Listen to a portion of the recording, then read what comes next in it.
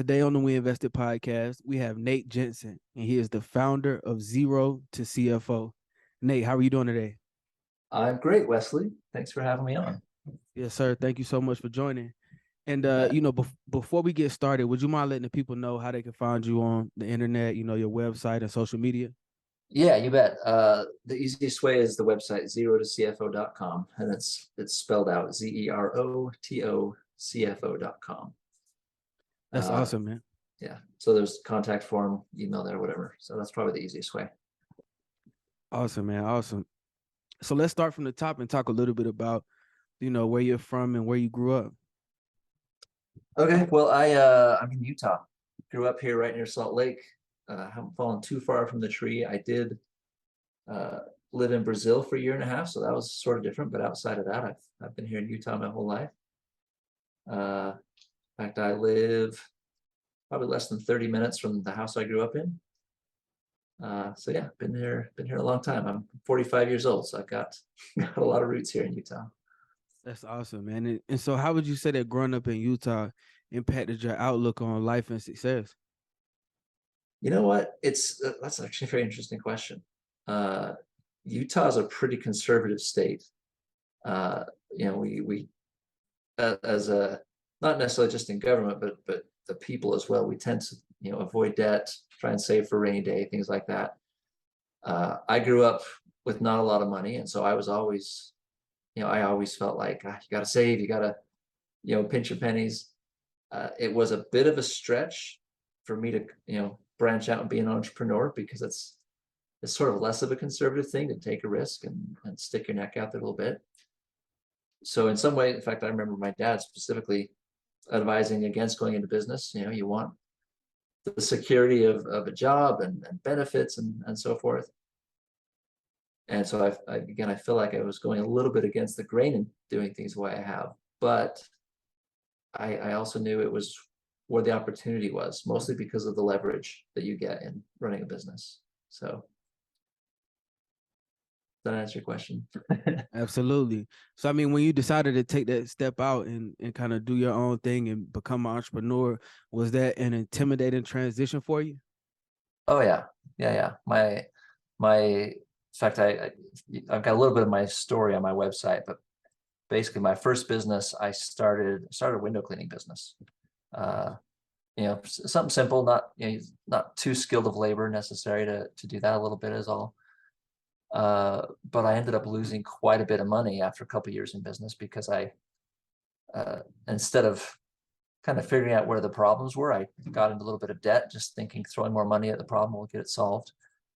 And after about 2.5 years, I was just burned out and didn't want to do it anymore and just walked away from it and had a pretty significant loss. Especially I was like 20, probably 23 years old, maybe 24. And at that age, I felt like I'm never going to dig myself out of this financial hole that I caused because I failed my first business. Fortunately, I didn't continue to believe that, right? That changed. And so I tried again, failed again, kept trying, finally figured it out, and I've done pretty well. So it's a challenge. I mean, starting a business is definitely a challenge. There's definitely a risk, and it definitely felt scary to take that step. But I guess somewhere deep down, I just knew that's the way I was going to go. So it was, again, painful to go through those first few experiences, but in the end, I'm glad I did. Yeah, man. I mean, and it says a lot too that, you didn't get discouraged and you didn't give up. And I'm sure there were probably moments where you felt discouraged, but you decided to, just get back up and keep trying, try something new, and then just continue to try something until it worked, until it paid off. So I mean, just having that perseverance and having that consistency is like something that really can't be taught. It's a skill that can't be taught. It can only be exercised and practiced. Yeah, and it has so much to do with just your own desires, right? Like somebody might have, in fact, my daughter, she wants to be an author. She's 20, how old is she? 23, I think now. She's written 5 books and she's not published yet, but she's like, that's her goal. That's what she's going to do. And she has no desire to really go start a business, but I have no desire to write a book, right? But for me, I was driven like, I've got to do this. I've got to figure this out. I've got to make it work. And I don't know why, but I just felt like I had to. And so you're right, I was very discouraged at times. I would even say I gave up at times. I just got back on the horse after a while, right? But uh, it's if you know that that's where you want to go and that's the direction you want to go, you'll find a way to get there and anticipate those obstacles because they will be there. But yeah, if you keep pushing and keep going back, you'll figure it out. That's what I found anyway. Exactly. So I mean, let's just kind of transition and talk a little bit more about the company that you've created and that you've built and grown today. And I want to ask, what is Zero to CFO? So Zero to CFO actually came out of something I started doing with my prior business. My prior business, I had a bookkeeping company. We did bookkeeping, we did controllership services, and we did financial analysis and reporting like a fractional CFO. So we would tell people, based on looking at their numbers, here's what you need to change to make your business more profitable. One example, people would have probably the question I got the most actually is how do I know when it's time to hire somebody? And if you don't know your numbers and you don't know, you don't understand kind of what's driving your profit in the first place, you never really know. It's like, hey, it feels like everybody's busy. We better hire someone. And that's very little data to make that kind of decision on. And so with that company, we did a lot of, again, consulting and analyzing of data to answer these kinds of questions for people. But what I found was that there were a lot of people that needed what we could do and needed that high level analysis for their business, but they couldn't afford it, right? To have a fractional CFO, even when someone's starting out, or even the first year or two of their business, sometimes is pretty expensive compared to what your revenue might be. And so Zero to CFO is a company that I started to try and take that data analysis and those really data-centered questions and answers and solutions to a broader audience. And so there's a software that we use that we plug into your QuickBooks or your Xero, whatever, your accounting software, that takes data out of that, and then we're able to use that to create a dashboard, financial dashboard, so it's very visual, but also highlights. Here's, again, going back to that hiring question, right? Like, here's your compensation, not just as a dollar amount, but maybe as a percentage of some other number, and you want to keep it within this, these parameters. And so if your compensation's too high, you can't hire. Once it gets low enough, then hiring's an option. And so right now, that's the flagship product, is to take anybody, like any size of business just about, who needs that data but maybe can't quite afford a fractional CFO, and automate it. And so we call it automated data analysis. And it's just, again, it's a very visual way to look at the performance of your company, not just to say, hey, how are we doing? Are we doing good or bad? But to drive those decisions. It's like, hey, we want to be more profitable. What do we need to change? That's the kind of information that this dashboard, or it's a custom dashboard really for the most part, but that's the kind of information that we hope to be able to provide to every single business that feels like they have a need, so they can make those decisions. And we were talking before we started, you're a financial guy, clearly, so you understand, I'm sure, the value of good data in making those kinds of decisions. Absolutely, man. And it's one thing about data, like it has such a wide spectrum, a wide range of things that it can mean. And I feel like if you don't know exactly what you're looking at or what you're looking for, it can be very intimidating to try to take in all this data, to try to understand the data, and then to understand it enough to segregate it out, and then to pick and choose what you need in order to like help your business grow and become profitable.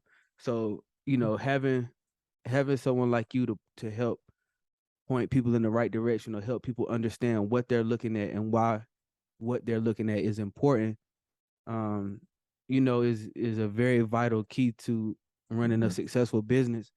But something that you mentioned earlier was that you grew up with the mindset of, I need to save every dollar I get. I need to like penny pinch, so to speak. So do you think that impacted your or kind of led you to the financial industry and kind of getting started in what it is that you do now? No, no, honestly, not really. I way back in high school, I never imagined I'd go into accounting or finance at all. I was actually in theater, really liked drama, and in fact, I was sure I was either going to be a high school drama teacher or a movie star and make millions of dollars, right? It's one or the other. Uh, when I got out in the real world, I actually got a bachelor's degree in marketing, and I couldn't make it work. I couldn't get a job that would really pay me anything, and was really frustrated for a while. I stumbled into bookkeeping because I happened to know how to use QuickBooks just a little bit. And so I started doing a little bit of bookkeeping, and I was doing it part-time. And I thought, well, as long as I'm doing it part-time, let me find another part-time job doing the bookkeeping as well. And it just started to click, right? It's like I don't know if my brain just is wired in such a way that that kind of thing, yeah, it just felt right. Like the structure and the order in accounting just worked for me. And so at that point, I went back to school. I actually went and got my certified management accountant. I went back and got a master's degree in forensic accounting, and never looked back. It's with each step, it's just like, oh my gosh, I didn't know that you could do this with accounting. I didn't know accounting was so valuable, right? Like I always thought, prior to that, I always thought accounting is like, oh, it's like tax people, right? They just do taxes all day long, and it's to take data out of a business and be able to analyze it and turn around to an owner and say, look, if you change this, you'll make more money. If you change this, you'll make more money. It's powerful, right? And it's not, I always envisioned, like, again, the guy kind of hunched over his computer all day, clickety clacking on his keyboard, filling out tax forms. But I love being able to help entrepreneurs drive their profitability. It's fun. And it's kind of where my path has led. And so that's maybe a long answer to your question, but no, I definitely never saw myself going this direction from my youth. It was sort of accidental, but when I found it, it really worked. Yeah, man. I mean, and it's like it seems pretty cool to me because it feels like you've been able, or it seems like you've been able to kind of merge the two interests. You mentioned that you were in theater growing up, and that was kind of what you thought you were gonna go towards, and you went to school for marketing, but you also went to school for forensic accounting. So Yeah. it's like, it's I'm not gonna say it's rare, but it's kind of rare to have like a creative brain as well as an analytical brain to be able to do both things at Yeah. once and to merge them. And when I was looking at your website and doing your research, I was looking at it and I saw the background and I kept seeing this same theme. And I'm like, this is cool because I feel like it gives off a message. You know what I'm saying? Like I felt like it gave off a message. I got a message from it, like hard work. That's what I got from it, like from seeing the background on your website, the boots. And then when I'm looking at your background now, it's like a peaceful, serene atmosphere, a nice scene. So it's still like a visual and creative aspect to it, but you found a cool way to merge it in and show your personality through the analytical side, through the forensic accounting side, Yeah. Well, thanks. I love people, working with people, and so I think that's why I never really saw myself going into accounting. And I definitely adapted to the analytics, right? I've become much more analytical just because of my training, just because that's where I've been.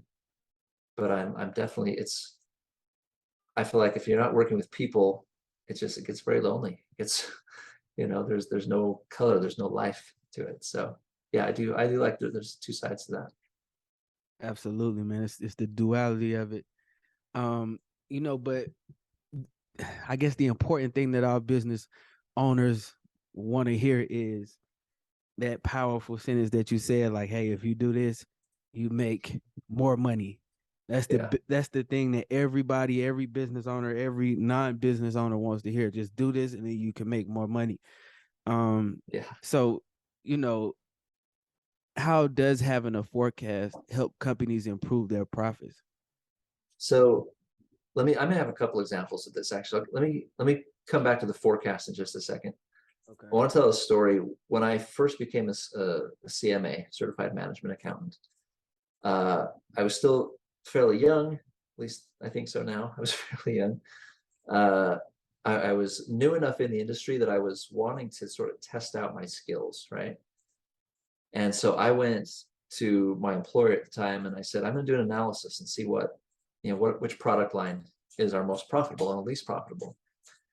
And I found out that they had 4 major product lines.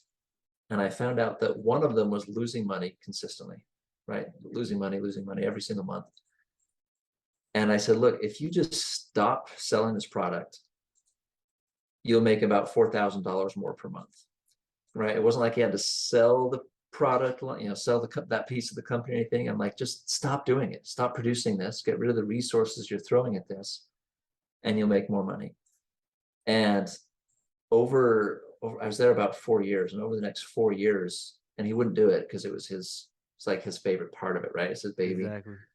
He wouldn't let it go. He wouldn't let it go. And I watched him lose about $3,000 to $4,000 a month on that product line, while the rest of his company was making money and supplementing that product line. So it's like you were saying, hey, if you do this, you'll make more money.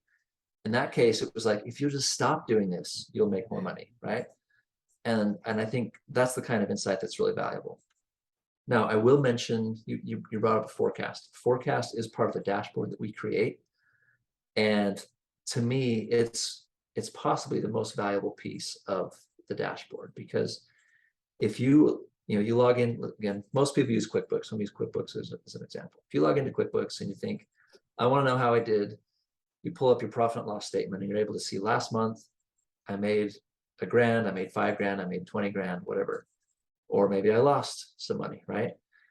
If you do that, you've already had that experience. You have no more power to control that outcome, right? That outcome already exists. It already happened. One of the things that I can't, it's honestly strange to me how many times I encounter this, Wesley, is I would go into a client and I'd say, first thing we're gonna do is a forecast. I want to see where we're going, how we're doing, how we're expecting to do. And the number of times that we did that, and then I came back to the owner and said, look, if everything goes according to plan, we're going to lose money for the next 2 or 3 months. It's astounding. And what happens is people don't have that forecast. Again, they're always looking back and saying, oh, that was a bad month. Well, let's try it, let's work harder. Let's maybe try to spend so much. Let's, sell more. And there's no real plan. But again, not just that there's no real plan, but you've got your result. It's too late to change it. And you're just trying to, salvage what's left. With the forecast, if you see that you're not going to, if you're not going to hit goals, if you're not being profitable or as profitable as you want to be, changing it beforehand is, I mean, it's amazing. Like if you do a forecast, the one thing is it's never going to be right? It's always a guess. It's always an estimate about the future. But if you do create a forecast and it's your best guess, and the result is substandard, right? It's like, hey, this is the result we want. This is the result we're expecting, and they're both different. I can change it now. I can make those changes, whether it's in personnel or in other resources, or I can sell more, whatever I've got to do. I can affect the result in the future. I can't affect the result in the past. So when we build our dashboards, I make sure every single one has a forecast, and you can visually see on your graph, hey, here's your profit and here's where it's expected to go, not just where it's been. And knowing where it's expected to go, there's so much power. You're empowered to make those changes, right? To make the change now so that you make more money in the future. So I'm passionate about the forecast. That's one of my favorite pieces. So you can tell. I mean, and how is it delivering this news to these different business owners and entrepreneurs, telling them, hey, don't sell this anymore, or hey, you need to change it up? Most entrepreneurs are strong-minded and strong-willed, but I understand that they're also paying you for a service, and they're paying you to learn more about their business, because most business owners and entrepreneurs aren't necessarily focused on the financial side. They're focused on the product. They're focused on business development. But how is that response typically for you? I'd say there's not a typical response, to be honest. The story that I told you, where the guy was willing to lose that money month after month after month, he was very he was very self-focused, right? It was he was the boss, he was in charge. He didn't ever want to. He wanted all the credit for a lot of. He wasn't the best guy I've ever worked for. Let me put it that way. On the other hand, a much more recent client, when I started with them, there was two owners, and they said, "Look, we don't know anything about accounting. We need you to tell us we didn't even know the questions to ask, right? We need you to tell us what we need to know." And I've worked with them for about 5.5 years now, and to see them make changes when I say, "Hey, here's exactly where you stand. Here's where we're going. Here's the difference." They make the changes, and they're hard decisions sometimes, right? They've been, we've been through with I've been with them through COVID. There's times they had to lay people off. It's not easy, but if you can take an honest look at your your financial status, you can make the right decisions. And so some business owners are great. Some business owners, after they pay you all the money and you tell them what they need to know and they do the opposite thing, it's great to be paid, but honestly, it's a little frustrating. It's like, look, Yeah. I'm telling you exactly what you need to know. And so, again, there's not a typical response. I've seen both ends of the spectrum, and there's everywhere in between. Now, I will say, I had an experience with a friend of mine. She owns a dance school, and she had to make a decision. She had an employee who was part-time, and I think he taught like a breakdancing class, which was pretty popular, but he's only a part-time teacher, right? And he came to her and said, "Look, I need to go full-time, or I need to go find a job somewhere else." And so she and I were talking about it, and she was like, "Look, I don't know what I should do. Like, I like the revenue I get from his class, but if I bring him full-time, I've got to pay all this extra money to him. But if he leaves, I might lose the revenue that we're getting from that class. And I like him. I don't know what to do." And I said, "Well, what's the difference? Like, what's the financial difference?" She's like, "I don't know." And so we sat down and said, "Okay, here's the revenue you could lose or gain in each scenario." Uh, and I said, "This isn't the only thing you need to make a decision on. Like, you need to know these numbers, because sometimes the numbers are so drastic that they're going to say, this is, you have to go left or you have to go right." But in her case, the margin was pretty small. It's like, well, the revenue lost if he leaves was pretty close to the extra cost if he stays, which let her make a decision a lot more based on her feelings, right? Like, do I like the guy? Do I think he's going to help me build the business and grow and so forth? But I think you've got to know the numbers first. If you know the numbers, that's a starting point, and then you can use some of those other soft factors in making those decisions. But if you don't know the numbers, making a decision based just off those sort of touchy-feely kind of factors, it's not enough. You're going you're going from the gut, which isn't always a bad place, but you got to know the numbers first to make sure that's a good decision. Does that make sense? I don't know if I explained Absolutely. that super well. No, absolutely. So, what mistakes do people make most in accounting for their business? Okay, so I've probably literally said this hundreds of times. It's a statistic that I just made up off the top of my head, but the longer I've done this, the more I feel that it's correct. And it's simply this: 95% of your data analysis happens in your data entry. And what I mean by that is, I've had people say, "Hey, we need your help, right? We need you to tell us what do we need to change to be profitable, right? What are the changes we have to make?" But when we look at their books, they've been kept poorly, they've been kept inconsistently, and the data is just not there, right? And the data that is there isn't trustworthy. We can't really rely on it to make decisions. And so the main thing is just getting your data captured correctly and consistently. I think that's the biggest mistake that I see is, and it usually looks like this: the owner's bootstrapping, and so they don't hire a professional bookkeeper. They're like, "I'll do it myself," or "My wife or my brother's going to do it." And then their wife or their brother do it for a few months and then they get a new job, and then the owner's like, well, I'll just do it, but then they don't do it for 6 months and then they try to get back to it. If you have good data, it's very easy to see what needs to change. And so I can't analyze anything that's not there, obviously. So if that's the first thing, is just make sure your books are clean, make sure they're up to date, make sure they're good. And if they are, well, honestly, if they are, you're actually doing better than most startups. But if they're not, make the changes you need to. Sometimes when we start the analysis, we're not able to say hire people or lay people off or stop spending money here, or find more clients like this. We're having to say, you need to start tracking this piece of data. You're not doing it. You need to start tracking this. So sometimes you can't drive profitability right away. You've got to make changes first to get the data, and then you can go into the profitability.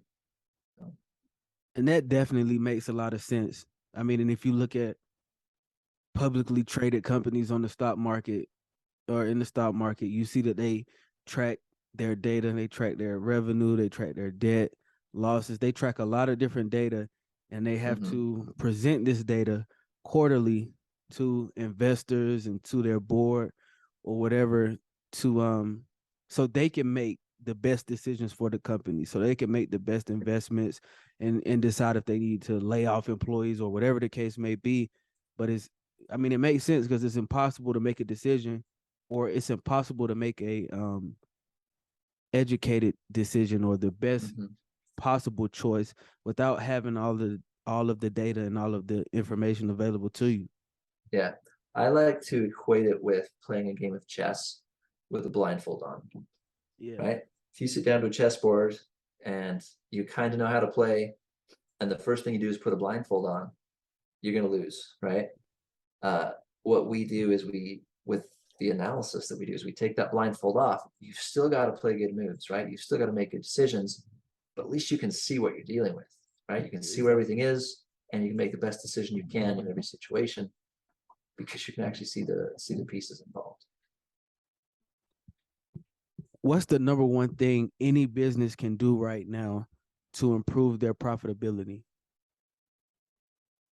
So I'm gonna repeat just one thing that I said is, one, you've got to have your data, right? That's the first thing. If your data is not good, you got to get good data. So I've already talked about that. The second thing is something else I've already said, and that's the forecast. Okay, again, looking backwards, you can't fix that. You can't change that result.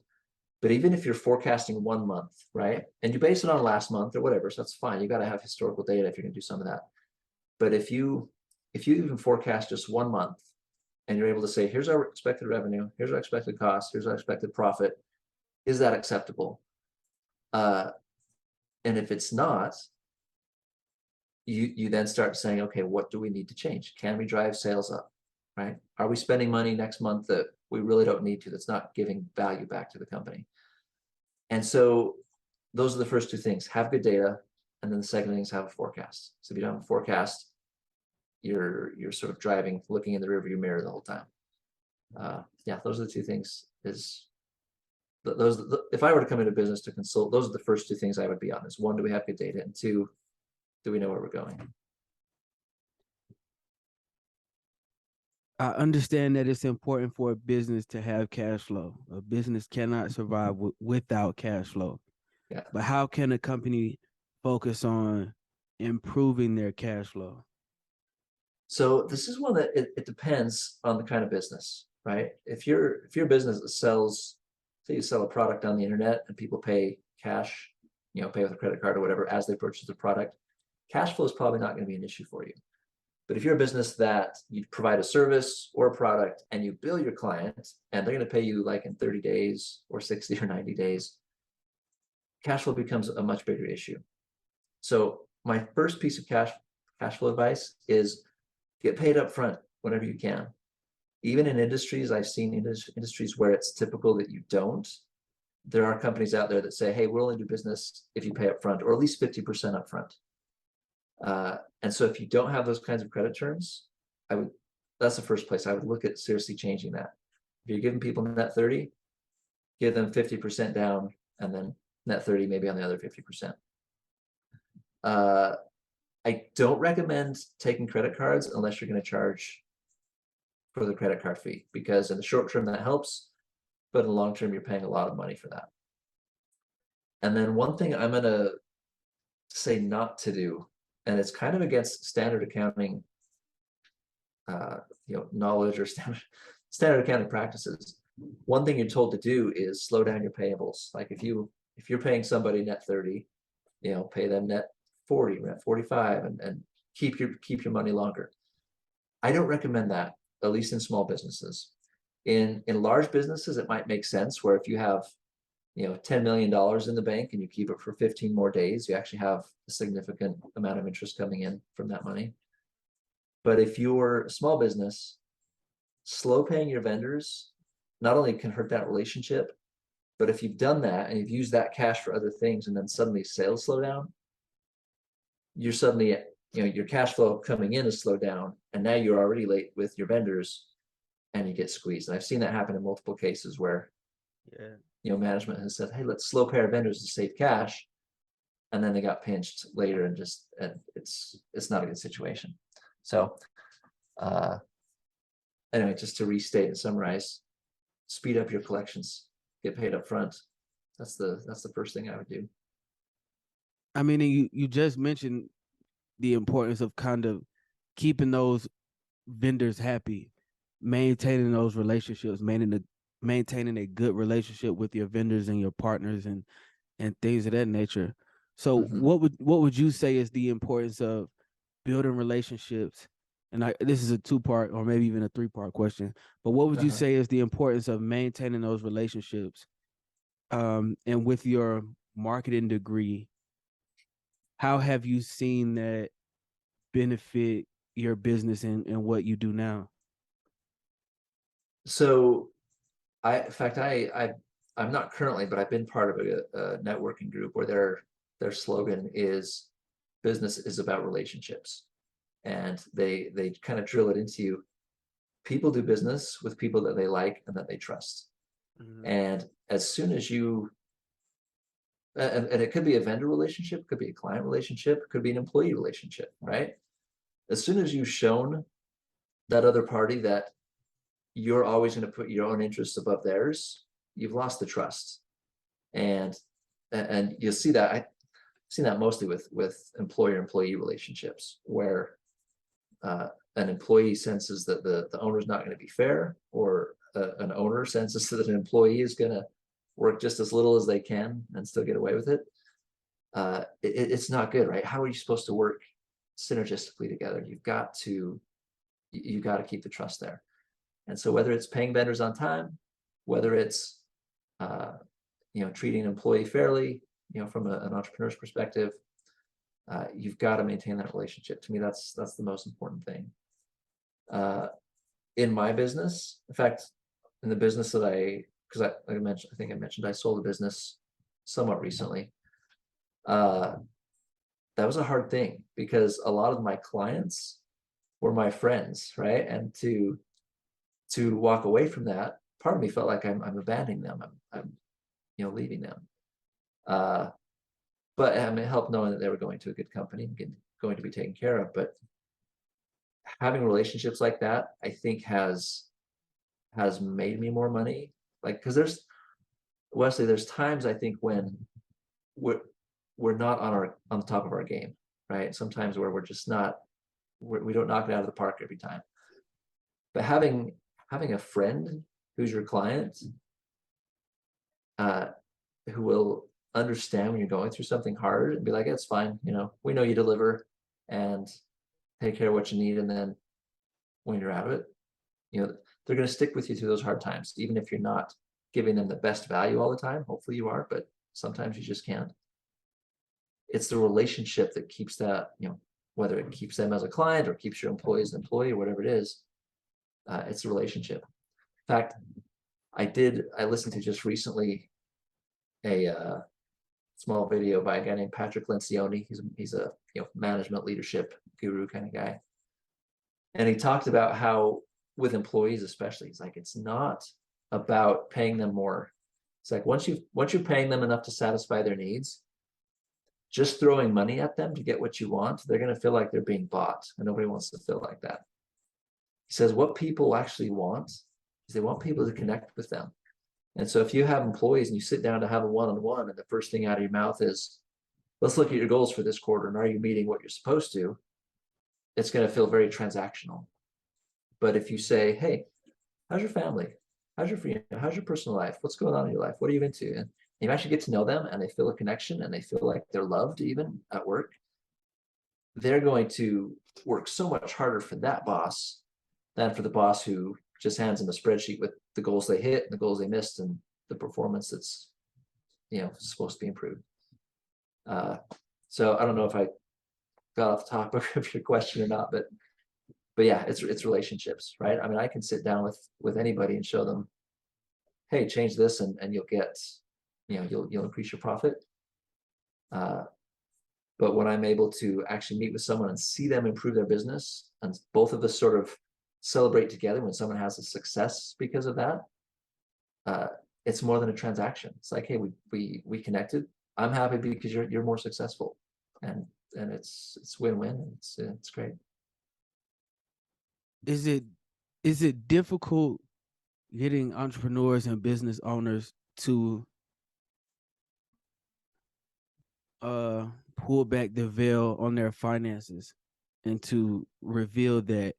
And so I guess that's question one. And then question two is, how do you focus on getting new clients, or how do you focus on growing your business and getting the word out? So the first one, usually by the time people talk to me, they're not too concerned about sharing financial data. It's sort of like if someone's eaten bad for years and they go to the doctor because they're overweight or they're unhealthy for whatever reason, they're, by the time they get to like, hey doc, I'm a mess, tell me what I need to do, right? And so when they talk to me, it's usually like, hey, I know we haven't done bookkeeping for 6 months, or I know, we've lost money for the last 3 months, but please fix us, tell us what we need to change. And so no, I typically don't find a challenge at that point. Again, the only challenging piece I think is when I tell someone, hey, you need to change this, and because of an emotional reason they're unwilling to do it, rather than sort of a logical reasoning kind of brain. And then for me, getting the word out, I don't do like digital marketing. I don't do pay-per-click ads or social media ads or anything. It's really word of mouth. So that's why I do guests on podcast, or be a guest on podcasts. I've had clients refer other their friends to me, stuff like that. So I find that organic growth is really valuable, and people tend to find value in the product, where someone clicks on a pay-per-click ad. Again, it's sort of that transactional. When your first communication is transactional, it's hard to, I don't know, I've just always found it's hard to have that long-term relationship. So yeah, I just like people to tell their friends. Exactly. I mean, I still think that's the best form of marketing, is just that word of mouth. Is when you have a close associate, a close friend telling you, hey, this person is good. Hey, this person helped me out. This person improved my situation. It's so much more, it's less friction in making Yeah, that new business relationship or finding that new client. yeah, yeah. No, I love, again, it goes back to the relationships question you asked, right? It's like, Exactly. if you click on my Facebook ad, it's going to send you an email every other day for 3 weeks to try and get you to sign up. But if your friend said, hey, Nate helped me here, he's really good, then they're calling me saying, hey, can we meet? I'd love to see what you do. And I like to help people, so it works all around. What are some lessons or some roadblocks that you experienced while trying to grow and build this company? It's interesting because I've done different businesses over the last 20 plus years. And depending on the stage I'm at, I have different blocks. And I think one thing consistently is usually the block is either me or it's in my head. And what I mean by that, like, there's a time like when you're just starting a business, and if you've ever experienced this where you're like afraid to tell somebody that I started a business today, because you're afraid they're gonna look at you and be like, oh yeah, good luck with that. That's never gonna work, right? Exactly. And so you don't, you're it's almost like you're embarrassed that you started. You're like, okay, in 2 or 3 years, I'll be excited to tell people that I started a business. But No, if for you can't tell real. people you started a business, how are you ever supposed to sell a product or sell a service? And Exactly. so just getting comfortable with the idea that wherever I am, I'm it doesn't matter, right? Like I'm much more concerned about which direction I'm facing than where I'm at, right? If I'm on the bottom step but I'm facing up and I'm going up, that's where I should be. That's better than being on the top step but I'm facing down, right? And so just being okay, being comfortable that, hey, I'm an entrepreneur. I know that means that I might fail a business and lose money. I know I have. I know it might mean that I need other people's help. I need a lawyer. I need an accountant. I need, whatever. Uh, just kind of get out of your own way. Say, hey, I've started a business. I've committed to it. I'm okay not knowing things. In fact, I think I used to be that person who was a bit prideful, right? And I didn't want people's help. I wanted to be the entrepreneur who went out and took on the world by himself. But to be like, look, I'm starting a business and I know this much. Like for me, it's accounting, right? I know all this about accounting, or sorry, all this about accounting. But even though I have a bachelor's degree in marketing, I feel like I really don't know that much about practical marketing, right? And so I need someone's help there. When it comes to legal stuff, I'm not doing my own, whether it's contracts or employee law or whatever it is, I'm not doing that. I'm gonna have somebody else help me. Employee management, I don't want to deal with that. I want someone else to deal with my employees. It's totally fine wherever you are to just accept that you've got a long ways to go, and we all do, and there's no problem with that. I definitely can relate to that 1000%. I feel like that's the stage I'm in. Like when you start a business, it sounds cool to be like, yeah, I did this myself, running it all, every aspect of the business. But it's like, man, in reality, you need help. You need those right pieces around you. You need that expertise around you because that's the reason why you started the business, because you have a level of expertise in a certain area, but you can't put that pressure on yourself or expect yourself to master every aspect of business, to master every aspect of what you have to do throughout the day. Yeah. Well, you know what, Wesley, I think it starts that way when you're new, right? I'm the only employee, right? I started a business today. I don't have any employees. I don't have anybody else. But if you don't learn to delegate early on, once you do start growing and hiring employees, it's very hard to suddenly start letting go of things. And so and I know it's hard because in the beginning, you don't have a lot of cash usually, so how do you hire that bookkeeper or, that first technician for whatever your business is? But if it's me, if I could go back and change things, I would start delegating sooner in my businesses and training those people so that when I have like 2 employees, I can train them exactly how to do things instead of waiting until I got up to 9 or 10 employees and suddenly I've got 10 people who all do things their own way. And I'm like, oh crap, I should have had a plan for this, right? But if you start out at the beginning with the mindset that I'm going to hand off this piece at this point and this piece at this point, it's not only a good exercise for your own mind and hiring other experts to do things you can't do, but I think it does help you later in your business too. Man, that's a great piece of advice, man. Thank you for sharing that.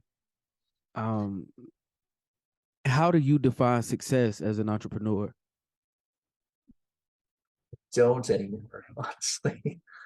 I Again, on my website, I've got a little bit of my story that I drove 2 businesses into the ground. before I actually sold a business for a profit. And you might say that's success, right? You might say, okay, you made it finally. I got it, whatever. And yeah, but I don't know. Part of me says taking the first step and starting that first business, that is its own level of success too, right? Sink or Exactly. swim, live or die. You've done something a lot of people don't do. You took a risk, and hopefully it works out. But as I get older, Wesley, I think it's just more about how do I spend my time? Am I enjoying what I'm doing every day? And not necessarily my work, because there's always gonna be a piece of your work that you're like, oh, I don't want to do this today, right? But is it at least a vehicle to let me do the things that I really enjoy doing? Maybe time with family, maybe travel, maybe whatever. It's going to be different for everybody. But I think that's it. If you've got to go out and kill yourself for 10 years to reach a goal, I don't think that's really worth it.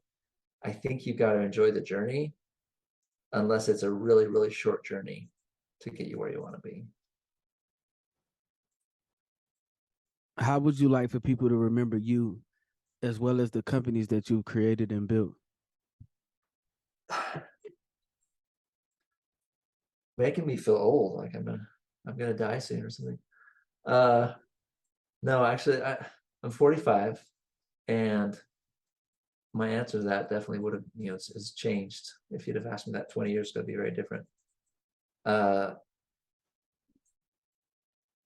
and you're making me want to improve myself too, because I don't know that if I died right now, this is how people would remember me. But I would want people to remember me as, hey, Nate actually cared about me as a person. He took time to either to get to know me, to be interested in my needs. It wasn't all, again, it wasn't all transactional, right? It wasn't Nate. I was Nate's client, and he took care of me, and then he was gone on to the next client. It's like, no, Nate was actually, he cared about me. He knew me. That's what I would want. And I probably, like I said, I probably have some work to do to get there. What does the future of Zero to CFO look like to you? I always feel like I've got to continually earn my place with clients. And so I've got to provide value. And if I build a dashboard and that one dashboard provides you value for the next 10 years, hey, that's great. But it's more than likely that as your business changes, the dashboard is going to have to change, right? It's going to be, hey, we need to start measuring this new thing or this new thing. So I see it growing. The automated piece definitely is scalable. But there's going to be a point, I think, where it gets big enough that we'll have to have some processes around how do we make sure that the clients continually get the value of it month after month, not just in the first 6 months to a year as it's a new thing. How do we adapt to meet the needs of our clients? So yeah, I'll have to figure that out as we go. I don't have an answer for that yet. That's awesome, man. Nate, thank you so much for your time tonight, man. I really enjoyed getting the chance to talk to you, man, and getting the chance to pick your brain. And I feel like you dropped some gems tonight, man. It gave me some really valuable insights on Thanks, Wesley. How to make a company profitable, the importance of really studying your business and understanding what you're doing, as well as like how to grow your company at a good pace, at a reasonable pace, and not feel extremely overwhelmed and like you have to do everything all at once, man. So thank you for your time and thank you for the valuable insights. It's been great to be here, Wes. It's good getting to know you too a little bit and share some of my stories. But yeah, I hope I've connected with somebody and that something I said is valuable out there.